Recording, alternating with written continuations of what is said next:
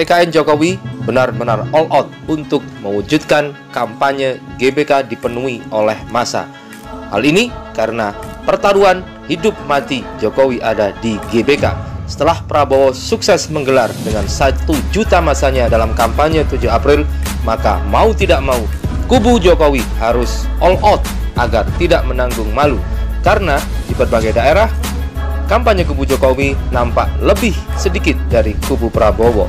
Untuk mewujudkan hal itu, TKN benar-benar all out. Semua kantung massa dikeruk, pundi-pundi uang juga dibongkar dan digelontorkan habis-habisan. Semua partai pendukung dikerahkan untuk membuat panggung di sepanjang Jalan Tamrin dan Sudirman tanpa terkecuali. Untuk membuat kemeriahan sepanjang Bundaran HI sampai Jalan Simpang Susun Semanggi ruas kiri, yang mendapat tugas adalah PDIP, P3, PKPI, Perindo, dan PSI. Sementara ruas sebelah kanan yang mendapat tugas membuat panggung dan menggelar berbagai pertunjukan adalah Golkar, PKB, Hanura, Nasdem, dan PBB. Dilihat dari masa pendukungnya, yang paling real hanya PDIP dan PKB. Itu pun PKB harus mengerahkan massa dari Jatim dan Jateng karena Jakarta bukan basis mereka. Partai lain seperti Golkar yang lumayan punya massa, kondisi internalnya terpecah dan banyak yang sudah menyeberang ke kubu 02. Partai lain seperti P3, Nasdem, Hanura, Perindo, apalagi PBB, PSI, dan PKPI sulit diharapkan. Boro-boro mengerahkan massa, mereka sendiri tengah dipusingkan kemungkinan tidak lolos ke parlemen. Bagaimana dengan massa di GBK? TKN kelihatannya sudah punya solusi setelah gagal melakukan mobilisasi 150.000 karyawan BUMN.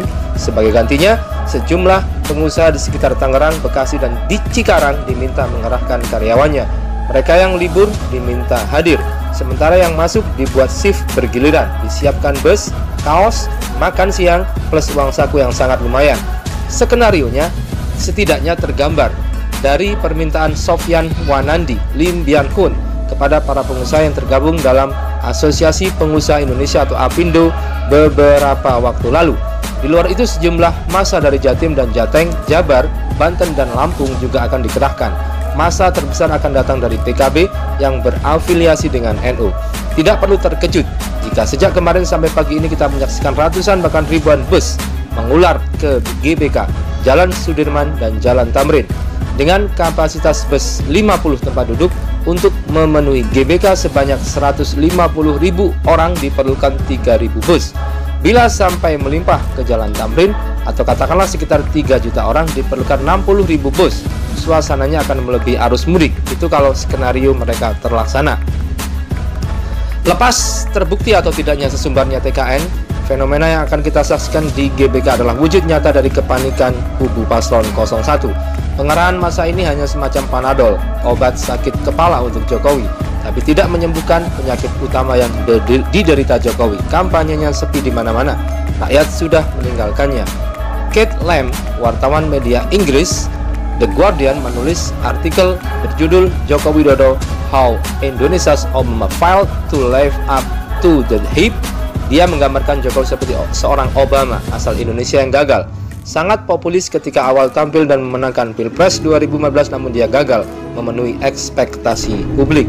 Beberapa hari lalu, media massa memberitakan kampanye di Gor Ciracas, Jaktim hanya dihadiri sekitar 1.000 sampai 2.000 orang.